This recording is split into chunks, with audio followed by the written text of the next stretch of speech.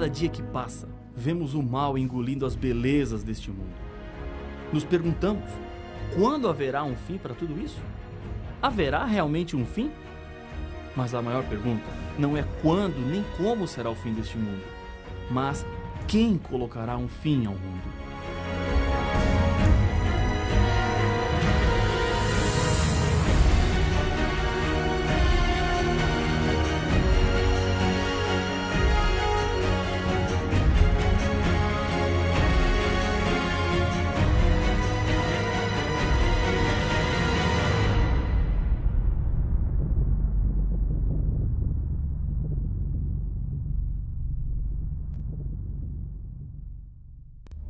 A palavra Apocalipse significa revelar ou descobrir. O livro começa dizendo que existe um personagem principal na história deste mundo. Ele é o mesmo personagem principal não só do livro do Apocalipse, mas como também de toda a Bíblia. Revelação de Jesus Cristo, que Deus lhe deu para mostrar aos seus servos as coisas que em breve devem acontecer. Apocalipse 1, verso 1. O conteúdo do livro deixa algumas pessoas apreensivas, assustadas, pois apresenta um terrível conflito, uma luta que atinge dimensões universais, no qual existe um vilão implacável e um herói impressionante. Jesus Cristo é aquele que aparece como representante do bem. Ele é identificado por 38 nomes e títulos diferentes no decorrer do livro, como Alfa e Ômega, o Cordeiro, o Noivo. Nos 3 primeiros capítulos é mencionado 137 vezes e no livro todo são 250 referências. Logo, no começo do livro do Apocalipse, Jesus aparece entre 7 candelabros. Esta é uma imagem simbólica que o mesmo contexto da visão cuida em interpretar. E os 7 candeeiros são 7 igrejas. Apocalipse 1, 20. Nos próximos episódios, veremos que as 7 igrejas representam 7 períodos do povo de Deus. O objetivo dessa visão é mostrar o grande cuidado de Jesus por seus filhos na jornada desta vida.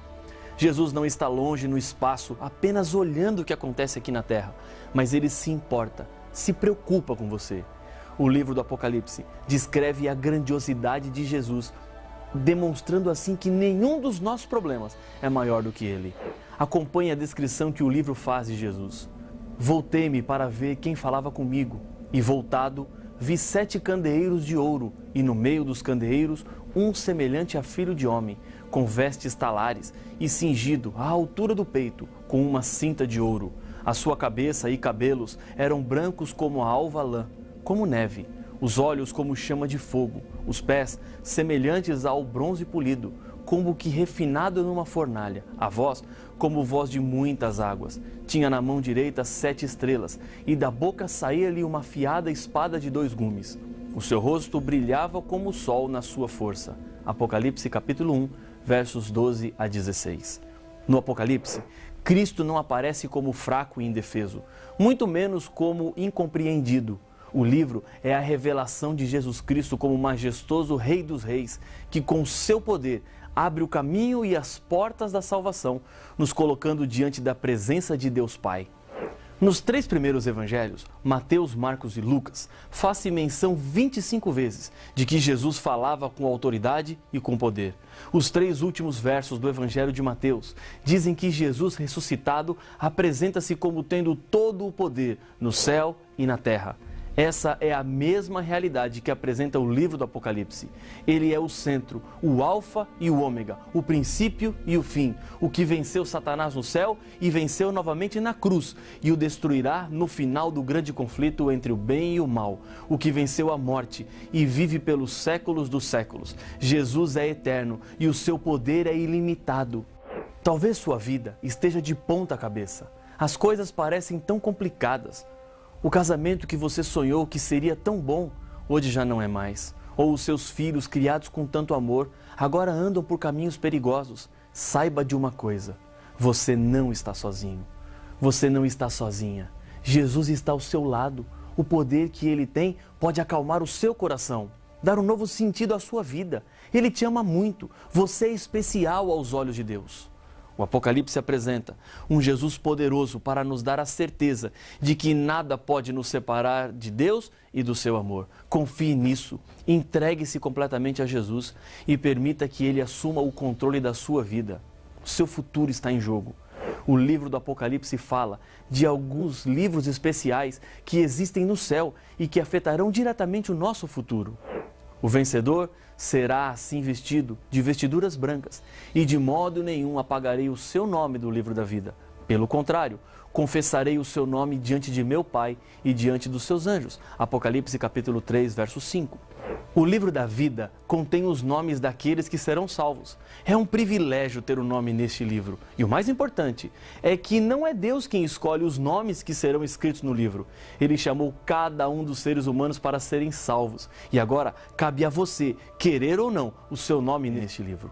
Outro livro aparece em Apocalipse capítulo 21, verso 27, falando da cidade santa. Nela, nunca jamais penetrará coisa alguma contaminada, nem o que pratica abominação e mentira, mas somente os inscritos no livro da vida do Cordeiro. Já em Apocalipse capítulo 20, verso 12, aparece o termo livros. Vi também os mortos, os grandes e os pequenos, postos em pé diante do trono. Então se abriram livros. Ainda outro livro, o livro da vida, foi aberto, e os mortos foram julgados, segundo as suas obras, conforme o que se achava escrito nos livros. Todos esses livros estão em conexão com o juízo de Deus para os seres humanos. Os que serão salvos têm os seus nomes escritos no livro da vida, e por outro lado, serão apagados deste livro os nomes de quem rejeitou a Jesus. Preste atenção em uma coisa. A existência desses livros rejeita a ideia de que Deus não condenará ninguém. Há pessoas que dizem assim: Deus é amor, é bondade, é misericórdia, por isso Ele não irá condenar ninguém, todos serão salvos. Portanto, faça o que você quiser, viva do jeito que você achar que deve viver, tudo dará certo no final. Cuidado, porque Deus separará os salvos dos perdidos. Segundo a Bíblia, apenas Jesus é capaz de abrir o livro que estava nas mãos do Pai. Então, vi no meio do trono e dos 4 seres viventes e entre os anciãos, de pé, um cordeiro como tendo sido morto. Ele tinha 7 chifres, bem como 7 olhos, que são os 7 Espíritos de Deus enviados por toda a terra. Veio, pois, e tomou o livro da mão direita daquele que estava sentado no trono. E quando tomou o livro, os 4 seres viventes e os 24 anciãos prostraram-se diante do cordeiro, tendo cada um deles uma harpa e taças de ouro cheias de incenso, que são as orações dos santos, e entoavam um novo cântico, dizendo: Digno és de tomar o livro e de abrir-lhe os selos, porque foste morto e com o teu sangue compraste para Deus os que procedem de toda tribo, língua, povo e nação. Apocalipse capítulo 5, versos de 6 a 9. Somente Jesus sabe quem será salvo e quem irá perder-se. Ele, somente Ele, pode ler os corações e compreender quem de verdade é dele. Deixe de lutar sozinho. Jesus pode limpar o nosso pecado. A Bíblia nos garante. Se confessarmos os nossos pecados, Ele é fiel e justo para nos perdoar os pecados e nos purificar de toda a injustiça. 1 João 1,9. Jesus pode nos dar forças para vencer os nossos erros. Essa promessa está em Judas 24. Aquele que é poderoso para impedi-los de cair e para apresentá-los diante de sua glória, sem mácula e com grande alegria. Mas, se sairmos de perto de Jesus, entraremos em uma zona de perigo. A Bíblia nos diz: e não há salvação em nenhum outro, porque abaixo do céu não existe nenhum outro nome, dado entre os homens, pelo qual importa que sejamos salvos. Atos 4, verso 12. Em Apocalipse 5, antes de João ver o cordeiro abrindo o livro, ele chorou quando o anjo lhe disse que ninguém havia sido achado digno de abrir o livro. Não haveria nenhuma esperança para os seres humanos sem a presença e a vida de Jesus. Os 24 anciãos deixaram claro por que Jesus pode salvar os seres humanos. Porque foste morto e com o teu sangue compraste para Deus os que procedem de toda tribo, língua, povo e nação. Apocalipse 5, verso 9. No livro do Apocalipse, o termo cordeiro aparece 26 vezes, referindo-se a Jesus. João Batista, quando viu Jesus pela primeira vez, declarou: Eis o Cordeiro de Deus, que tira o pecado do mundo. João capítulo 1, verso 29. No ritual simbólico do santuário do Antigo Testamento, o cordeiro era sacrificado no lugar do pecador e seu sangue o limpava do pecado. No Novo Testamento, a Bíblia nos ensina que Jesus é a realidade de cada um daqueles símbolos. Tudo que Jesus passou tinha uma extraordinária força motivadora por trás. E da parte de Jesus Cristo, a fiel testemunha, o primogênito dos mortos e o soberano dos reis da terra, aquele que nos ama e pelo seu sangue nos libertou dos nossos pecados. Apocalipse 1, verso 5. Deus, em sua própria essência, é amor. Jesus amava tanto o ser humano que ele não podia ficar indiferente a todo o sofrimento que passamos. O amor por nós é tão grande que trouxe Deus aos seres humanos como pessoa. Mas o que significa Deus ter se tornado um ser humano? Paulo, em Romanos capítulo 6, verso 23, nos explica as consequências que o pecado traz. Porque o salário do pecado é a morte. Quem peca deve morrer como consequência. Não estou me referindo especificamente a um tipo de pecado. Não importa se esse pecado acarretará maiores ou menores consequências na vida daqueles que estão ao seu lado. Pecado sempre gera morte. E infelizmente, todos os seres humanos são pecadores. E já cometemos pecados inúmeras vezes. Pecado significa que quebramos ou até rejeitamos princípios de Deus para a nossa vida. O verso de Romanos continua e nos traz a esperança. Mas o dom gratuito de Deus é a vida eterna em Cristo Jesus, nosso Senhor. Jesus veio à terra para morrer no meu lugar. A morte que ganhei por causa da minha natureza pecaminosa, Jesus sofreu por mim, no meu lugar. Contudo, para que Jesus pudesse salvar o ser humano e trocar de lugar com ele, sua vida teria que ser sem nenhum pecado. Porque não temos sumo sacerdote que não possa compadecer-se das nossas fraquezas. Antes, foi ele tentado em todas as coisas, a nossa semelhança, mas sem pecado. Hebreus capítulo 4, verso 15. Jesus venceu e morreu. Eu fui derrotado e posso viver eternamente. Aqui está o grande plano de amor.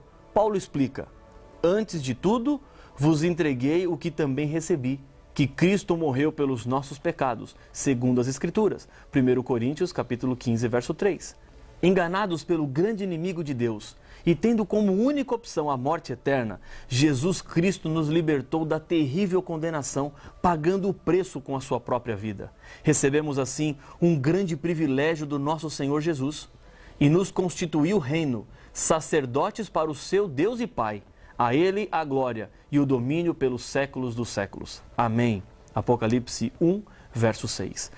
No Antigo Testamento, o ser humano dirigia-se a Deus através do sumo sacerdote do santuário construído na terra, com as orientações do próprio Deus. Agora, pela graça divina e através dos méritos de Jesus Cristo, cada pessoa que crê é transformada em sacerdote, permitindo-lhe ir diretamente a Deus. Ao lermos o Apocalipse, bem como toda a Bíblia, não há nenhuma dúvida que Jesus é o personagem central. Jesus aparece em cada um dos capítulos do livro do Apocalipse, expondo a revelação.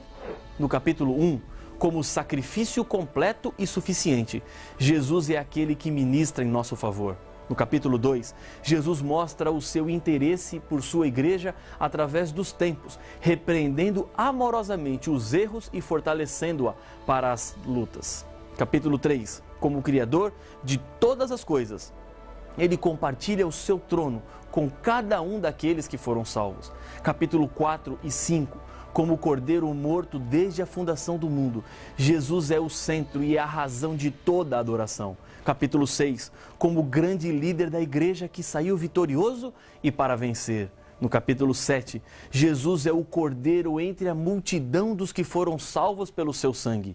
Nos capítulos 8 e 9, Jesus recebe as orações dos santos e reprime todos os poderes do mal.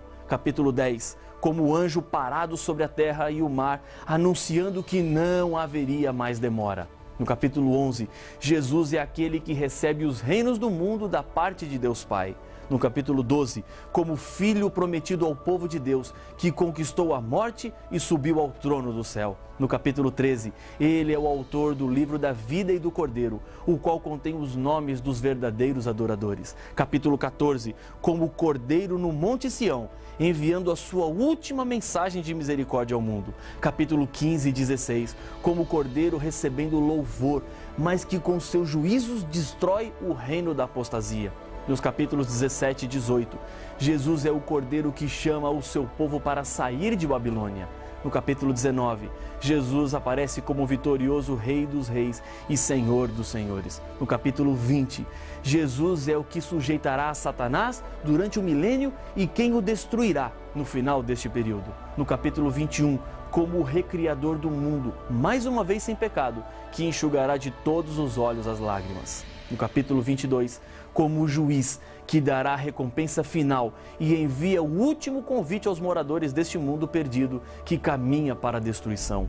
Com séculos de antecipação, a Bíblia, no Antigo Testamento, profetizou que o Messias, o Salvador, nasceria de uma virgem, conforme Isaías capítulo 7, verso 14, e na pequena cidade de Belém, de acordo com Miqueias capítulo 5, verso 2. O Novo Testamento confirma que, quando Jesus nasceu, estas profecias se cumpriram.